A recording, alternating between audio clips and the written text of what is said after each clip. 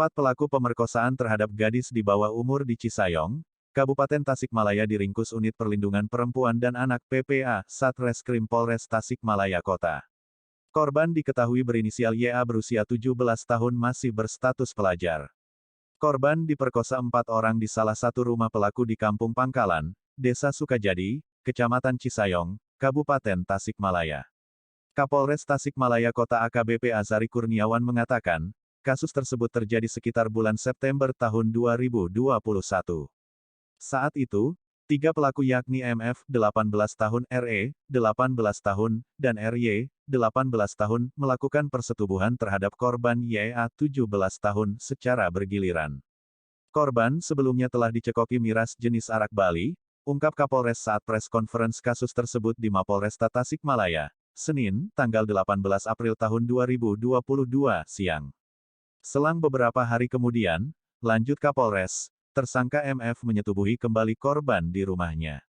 Namun saat itu diketahui oleh DY, 48 tahun, yang merupakan ayah MF. Saat itu DY sempat marah kemudian mengusir MF. Tapi setelah MF keluar kamar, DY malah ikut memperkosa korban. Kini korban pun hamil 7 bulan, beber Kapolres. Menurut Kapolres, pelaku berjumlah 5 orang, hanya saja 1 pelaku masih dalam pencarian. Oleh karena itu, ia pun mengimbau pelaku untuk segera menyerahkan diri. Atas perbuatannya, para pelaku dijerat dengan pasal 81 ayat 2 UU RI nomor 17 tahun 2016 tentang penetapan PP pengganti UU RI nomor 1 tahun 2016 tentang perubahan kedua atas UU RI nomor 23 tahun 2002 tentang perlindungan anak menjadi undang-undang, dengan ancaman penjara minimal 5 tahun dan maksimal 15 tahun serta denda maksimal 5 miliar rupiah. Kami juga telah berkoordinasi dan berkomunikasi dengan Pusat Pelayanan Terpadu Pemberdayaan Perempuan dan Anak P2TP2A Kabupaten Tasikmalaya untuk trauma healing proses penyembuhan setelah trauma terhadap korban, ungkapnya. Dan saya banggakan rekan-rekan pers wilayah Polres Tasikmalaya Kota.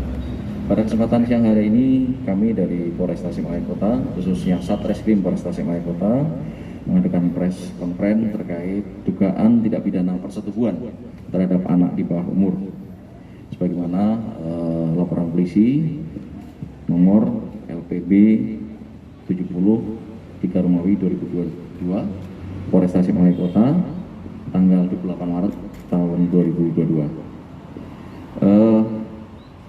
Di TKP di sebuah rumah di Kampung Pangkalan RT 005 RW 006 Sukajadi, Kecamatan Cisayong, Kabupaten Tasikmalaya, yang terjadi sekitar bulan September 2021. Sebagian sudah mendapatkan informasi terdahulu. Pada prinsipnya seperti itu, ada 5 tersangka. Namun untuk 1 tersangka lagi sedang kita upayakan untuk kita lakukan penjemputan. Ada 5, inisial DY, 48 tahun, kuli bangunan.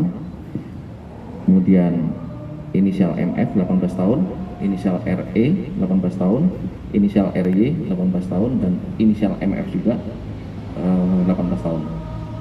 Kemudian korban berinisial YA, umur 17 tahun, masih pelajar.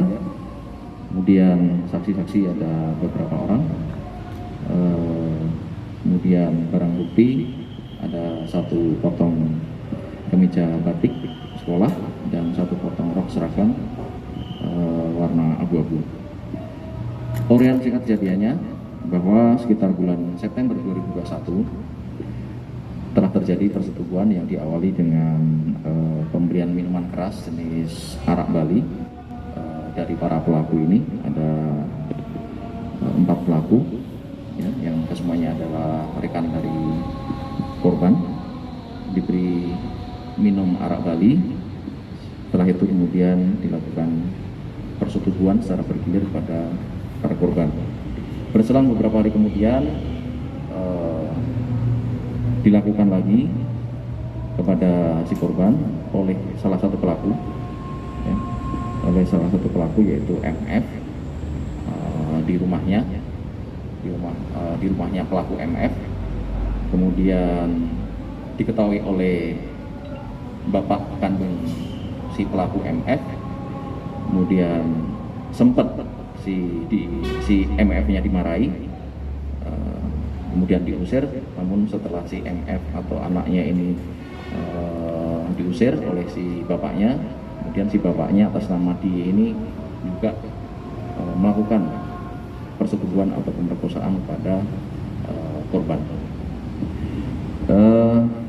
Kemudian untuk pasal yang dilanggar, kita terapkan pasal 81 ayat 2 Undang-Undang RI nomor 17 tahun 2016 tentang penetapan dari peraturan pemerintah pengganti Undang-Undang RI nomor 1 tahun 2016 tentang perubahan kedua Undang-Undang Republik Indonesia nomor 23 tahun 2002 tentang perlindungan anak menjadi undang-undang.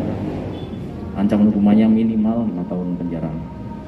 Kemudian yang perlu saya sampaikan sebagai informasi tambahan bahwa untuk korban sendiri saat ini sudah kita koordinasikan dan komunikasikan dengan Pusat Pelayanan Terpadu Pemberdayaan Perempuan dan Anak atau P2TP2 Kabupaten Tasikmalaya untuk ditangani dalam rangka trauma healing terhadap korban.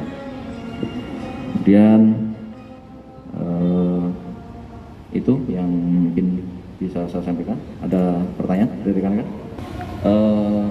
Demikian yang kita dapatkan dari fakta-fakta yang kita kumpulkan untuk korban saat ini sedang